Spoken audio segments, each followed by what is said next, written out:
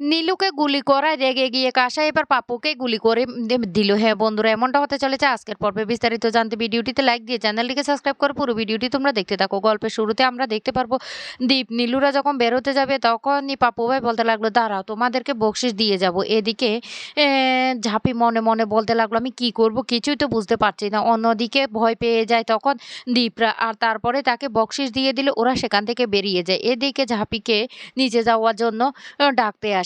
আর ঝাঁপি তো জানে যে সেখানে কনে বদল হয়ে গেছে। ওরা বলতে লাগলো, ভাবিজি ভাবিজি দরজাটা খুলুন, কিন্তু কিছুতে দরজাটা খুলে না। এদিকে নীলুরা সবাই যখন বাইরে বেরিয়ে আসে তখন ইন্সপেক্টর বলতে লাগলো, কি ব্যাপার আপনাদের মধ্যে থেকে একজন মিসিং, ঝাঁপি ম্যাডাম কোথায়? তখন বলতে লাগলো, উনি না পাপ্পু ভাইয়ের হাবিলিতে রয়ে গেছে, আর আমরা সেখান থেকে কাসাইকে নিয়ে এসেছি। এই কথা বলার সাথে সাথে বলতে লাগলো, সর্বনাশ, আপনারা এটা কি করলেন? পাপ্পু ভাইয়ের হাভেলি থেকে ওনাকে আপনারা কিভাবে রক্ষা করবেন? আমি যেটা সন্দেহ করছিলাম সেটাই। উনি তো এখনো বুঝতে পারেননি যে কনেটা বদল হয়ে গেছে। উনি যদি বুঝতে পারেন তাহলে কি হবে বুঝতে পারছেন? অনেক বড় সমস্যার সৃষ্টি হয়ে যেতে পারে। আমরা কিছুতে উনাকে আর সেখান থেকে উদ্ধার করতে পারবো না। দীপ তখন বলতে লাগলো, না, কোনো বিপদ হতে পারে না ঝাঁপির, আর ঝাঁপির কোনো বিপদ আমি হতে দেব না। এদিকে কাসাইকে নীলু বলতে লাগলো, এই কাসাই, কাসাই তুমি কি আমাকে এখনো চিনতে পারছো না?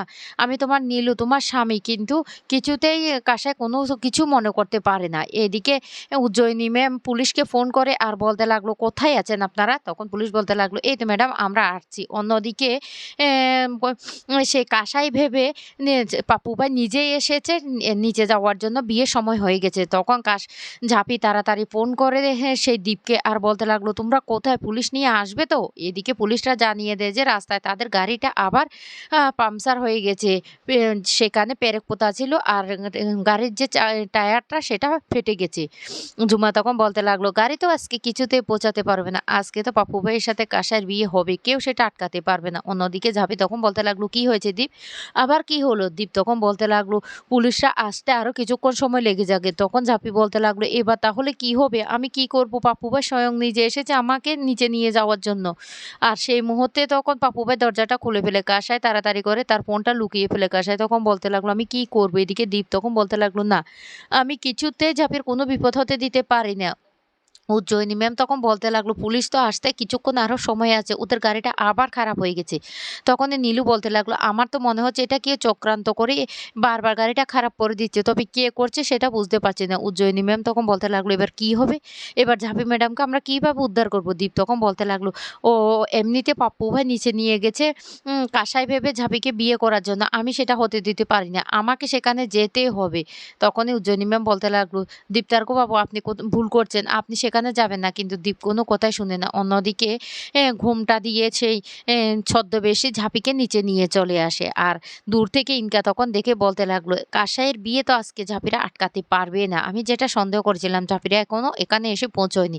কাসাইয়ের বিয়েটা হয়ে যাক, তারপর দেখি ঝাঁপি কি করে কাসাইকে এখান থেকে নিয়ে যায়। পাপ্পুর মতো লোকের হাতে না কাসার জীবনটা শেষ হয়ে যাবে।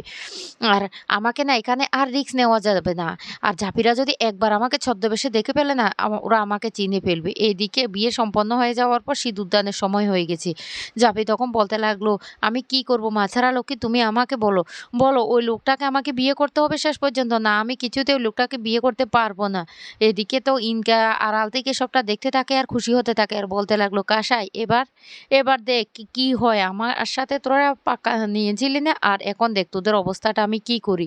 তোরা বারবার আমাকে এইভাবে অপমান করবি আর আমি কোনো বদলা নেব না, সেটা হতে পারে না। পাপ্পু ভাই তখন বলতে লাগলো, ঘুমটা উঠিয়ে ভাবিজি সিঁদুর দান করব। এ কথা বললে তখন ঝাঁপি বলতে লাগলো, না, আমি কিছুতেই সেটা হতে দিতে পারি না। আমি কিছুতে ঘুমটাটা উপরে উঠাবো না, কারণ উঠালে ওরা আমাকে চিনতে পারবে। যতক্ষণ সময় হোক আমি এ ঘুমটা কিছুতেই তুলবো না। কিন্তু অন্যদিকে সেই পাপ্পু ভাই বলতে লাগলো, ঘুমটা উঠাও, ঘুমটা উঠাও। আমি তোমাকে বিয়ে করার জন্য আর সহ্য করতে পারছি না। আমার না আর সময় নষ্ট করতে রাজি হচ্ছে না। আমি এবার সিঁদুরটা তো পরিয়ে দেব। অন্যদিকে দীপ্তার্গবাবু কারো কথা না শুনে পাপ্পু ভাইয়ের হাভেলির দিকে ছুটতে থাকে। এইদিকে তখন পাপ্পু ভাই বলতে লাগলো, ঠিক আছে, এত লজ্জা যেহেতু, আমি ঘুমটাটা উঠিয়ে দিচ্ছি। অন্যদিকে তো হ্যাঁ, সেই ইনকা বলতে লাগলো, "এবার সিঁদুরদানটা হয়ে গেলে জাস্ট আমি এখান থেকে কেটে পড়বো। আর জাপিরা এসে এখানে কোনো কিচ্ছু করতে পারবে না।" পুরোহিত মশাই তখন বলতে লাগলো, "হ্যাঁ, সময় তো শেষ হয়ে যাচ্ছে। তাড়াতাড়ি আপনারা সিঁদুরদানটা সেরে ফেলুন।" এই কথা বলার সাথে, সাথে পাপ্পু ভাই তখন বলতে লাগলো, "ঠিক আছে।" বলে যখন ঘোমটাটা সরাতে যায় তখনই জাপিকে দেখে তো রীতিমতো চমকে যায়। এদিকে ইনকাও জাপিকে দেখে বলতে লাগলো, "ওহ মাই গড! ঝাঁপি এখানে? আমি যেটাই সন্দেহ করেছিলাম ঝাঁপি এখানে আসবেই। কারণ কাসাইকে কিছুতে সে বিপদে পড়তে দেবে না।" তখনই পাপ্পু ভাই বলতে লাগলো, "এই ঝাঁপি এটা তো ঝাঁপি। কাসাই কোথায়? আমার বিবি কোথায় বলো?" ঝাঁপি তখন বলতে লাগলো, "কি ভেবেছিলে? আমার বোনকে বিয়ে করবে? সেটা না আর কোনোদিন ইন হবে না। আমার বোনকে আমরা ঠিক এখান থেকে উদ্ধার করে নিয়ে গেছি। কারণ আমরা তোমাকে বলেছিলাম না? আমার বোনকে আমরা যে কোনো প্রকারে এখান থেকে উদ্ধার করে নিয়ে যাবো।" ইনকা তখন বলতে লাগলো, "এই ঝাঁপিকে নিয়ে না আমি আর পারছি না। জাপি যদি আমাকে এখানে একবার দেখে ফেলে তাহলে তো সে আমাকে চিনেই ফেলবে। কারণ ও আমাকে ছদ্মবেশেও চিনে ফেলবে। তাই আমাকে এখান থেকে পালাতেই হবে।" এইদিকে পাপ্পু ভাই রেগে গিয়ে ঝাঁপির মাথায় বন্দুক ধরে বলতে লাগলো, "এখনো বল আমার বিবি কোথায়? ওকে আমি নিয়ে আসবো। ওকে আমি বিয়ে করবো।" ঝাঁপি তখন বলতে লাগলো, "দেখি, দেখি তোমার মুরুদ কতটুকু। তুমি তোমার বিবিকে খুঁজে বিয়ে করো। বেশ ভালো করে বিয়ে করো। সে স্বপ্ন তোমার কোনোদিন পূর্ণ হবে না।" আর তখনই সেই মুহূর্তে দীপ চলে আসে। আর দীপ এসে তখন পাপ্পু ভাইয়ের মাথায় বন্দুক ধরে বলতে লাগলো, "কি ভেবেছিস? কি ভেবেছিস? এভাবে তুই জাপির মাথায় বন্দুক ধরে জাপিকে শেষ করবি? সে আশা না কোনোদিন তোর পূরণ হবে না। আমি থাকতে সেটা পূরণ করতে দেব না।" তখন পাপ্পু ভাইয়ের আরেকটা লোক এসে সেই দীপ্তার্ঘ বাবুর মাথায় আবার একটা বন্দুক ধরে। একে, একে সবাই এইভাবে চারিদিক থেকে ঘিরে ফেলে। কিন্তু তখন উজ্জয়িনী ম্যাম এসে হাজির। উজ্জয়িনী ম্যাম তখন বলতে লাগলো, "পাপ্পু ভাই কি ভেবেছিলে?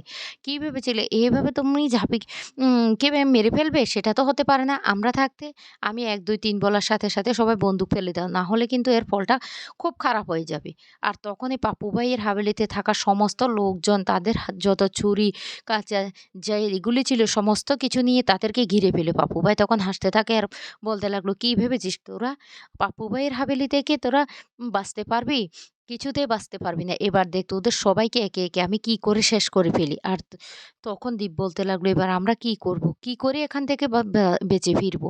আর দীপ কিন্তু আরেকটা ব্যাকআপ প্ল্যান রেখেছিল। আর সেটা হলো খাবারের মধ্যে সে পেট খারাপের ওষুধ মিশিয়ে দিয়েছিল। আর সেই ওষুধটা কেন কাজ করছে না সেটা বুঝতে পারছে না। আর তখনই হঠাৎ করে হাভেলির প্রত্যেকটা লোকের পেট ব্যথা এতটা পরিমাণ শুরু হয়ে যায় যে ওরা ঠিকমতো দাঁড়াতেই পারছে না। অন্যদিকে কাসাই তখন বলতে লাগলো, "এতক্ষণ হয়ে গেছে, এখনো ওরা বেরিয়ে আসছে না।" তখন ওই অফিসার বলতে লাগলো, "আমার মনে হয় ওরা অনেক বড় সমস্যায় পড়েছে। বাপু ভাই কেমন মানুষ তো আমি জানি। ওরা বিপদে পড়ে গেছে নিশ্চয়ই।" আর যখন সবার একসাথে পেট ব্যথা শুরু হয়ে যায় তখন ঝাঁপিরা দৌড়ে সেখান থেকে পালানোর চেষ্টা করে। আর বাইরে বেরিয়ে এসে বলতে লাগলো, "এক্ষুনি আমাদের সবাইকে এখান থেকে পালাতে হবে। আর এক মুহূর্ত এখানে থাকা যাবে না।"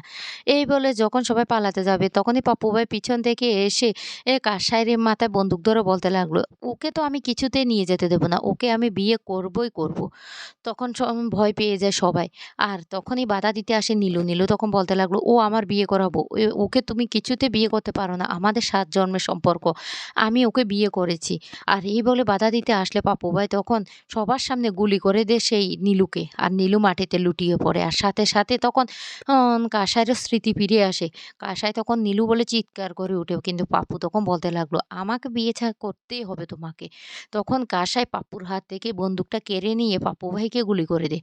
আর বলতে লাগলো, "তুই আমার স্বামীকে গুলি করেছিস? তোকে আমি কিছুতেই ছাড়বো না।" এই বলে পাপ্পু ভাইকে গুলি করে দেয় কাসাই। তো বন্ধুরা কেমন লাগলো আজকের পর্বটি অবশ্যই কমেন্ট করে জানাবে।